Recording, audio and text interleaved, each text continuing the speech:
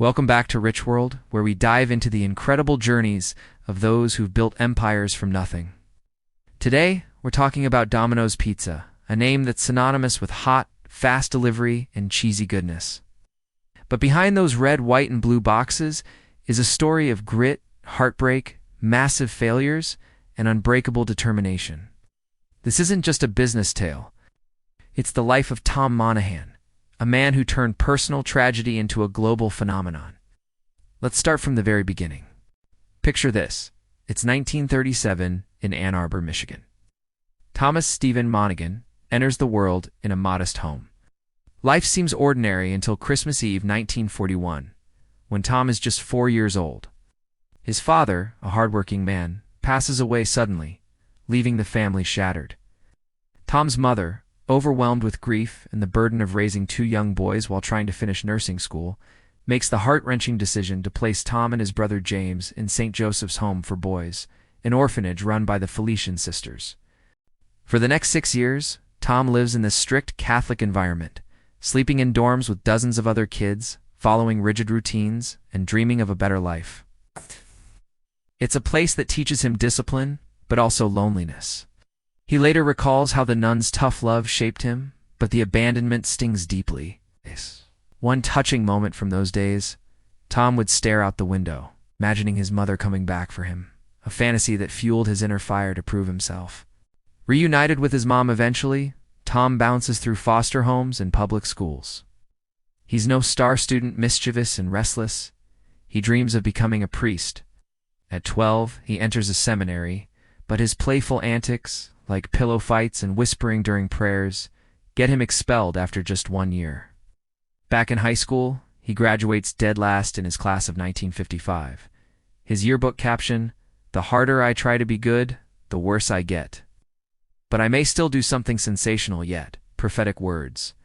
With architecture dreams dashed by poor grades and no money for the University of Michigan, Tom enlists in the Marines in 1956, thinking it was the Army, a mix-up that lands him in boot camp surprises. The military instills more discipline. He saves every penny for college. Disaster strikes again. A shady oil man cons him out of his $2,000 savings on a fake investment scheme, leaving Tom with just $15. Heartbroken, but undeterred, he vows never to be that vulnerable again. Discharged in 1959, Tom scrapes by with odd jobs. Then, in 1960, his brother James spots an opportunity, a tiny pizza shop called Dominick's in Ypsilanti, Michigan, near Eastern Michigan University. The brothers pool $500 for the down payment and borrow $900 more. At 23, Tom dives in headfirst, working 100-plus hours a week, sleeping on flour sacks and eating burnt scraps. It's grueling dough up to his elbows, ovens blazing, no days off.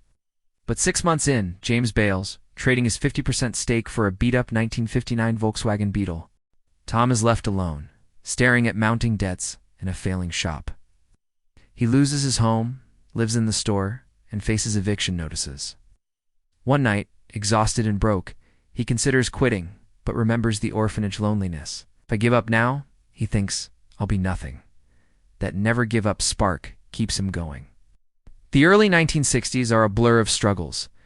A devastating fire in 1965 guts the main store and offices, destroying everything. Insurance barely covers it, and Tom rebuilds from ashes, literally. He innovates out of necessity, streamlines the menu to pizza only, designs a sturdy corrugated box that keeps pies hot and stackable, a game-changer no one else had. He introduces free delivery, targeting hungry college kids, and the 30-minute guarantee, promising speed or it's free. But growth tempts overextension. By the late 1960s, Tom franchises aggressively, opening dozens of stores. Debts balloon to millions. Suppliers cut him off. In 1968, he's on bankruptcy's edge, owing $1.5 million. Creditors seize control briefly, but Tom fights back in court, regaining the company after a grueling legal battle. He scales down, focuses on quality locations, and rebuilds slowly. It's a brutal lesson. Grow too fast and you crash. Through it all, personal touches humanize the grind.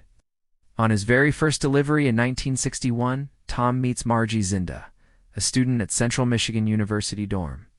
Sparks fly, they marry the next year. Margie becomes his rock, working alongside him for decades, raising 4 daughters amid the chaos. Their love story amid pizza fumes is heartwarming. Tom credits her support for surviving the lows. Another touching moment, in the 1970s, as stores multiply, Tom institutes Dominoids, loyal employees he treats like family. Offering training at Domino's College of Pizzerology, he even awards Doctor of Pizzerology degrees, fostering a cult-like dedication. By the 1980s, success explodes. Domino's hits 5,000 stores, revenues soar. Tom's a billionaire indulging passions. Buys the Detroit Tigers in 1983 for $53 million. The next year, they win the World Series, a fairy tale high after orphanage dreams of baseball glory. He collects Frank Lloyd Wright artifacts, owns a Gulfstream jet, a helicopter, rare cars like a Bugatti Royale, but excess weighs on him. A devout Catholic, influenced by C.S. Lewis's Mere Christianity, Tom has an epiphany in the late 1980s. Pride is his sin. He sells luxuries, vowing simplicity. He steps back from daily ops, focusing on faith. Yet challenges persist. The 30-minute guarantee, while iconic, leads to reckless driving, lawsuits, drivers rushing cause accidents. In 1993, Domino's drops it in the U.S. after a $78 million verdict. Tom sells the Tigers in 1992. Then, in 1998, at 61, he sells 93% of Domino's to Bain Capital for $1 billion, seeking philanthropy. He founds Ave Maria Foundation, builds Ave Maria University in a Catholic town in Florida. No porn, no contraceptives, a haven for faith. It's controversial but heartfelt. Tom pours $500 million into it, honoring the nuns who raised him. One emotional scene. At the university's opening, Tom tears up, reflecting on his orphan roots to creating education for thousands. But Domino's story doesn't end with Tom. Post-sale, under new leadership, it thrives then falters. By 2008, amid recession, quality dips. Customers rant online, crust like cardboard, sauce like ketchup. Stock plummets to $3 a share. Worse, in 2009, a viral YouTube video shows employees tampering with foods, sneezing on sandwiches. Worse. Views hit millions. Reputation tanks. Sales drop 6%. It's rock bottom. A public humiliation. Enter CEO Patrick Doyle.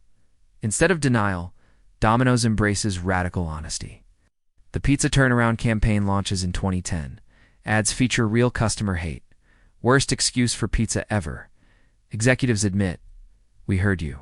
Our pizza sucked." Chefs rework the recipe from scratch, new sauce with garlic and herbs, cheesier blend, buttery crust. They film the process, deliver revamped pies to critics' homes. One video, a head chef knocks on a detractor's door after 3 years of tweaks.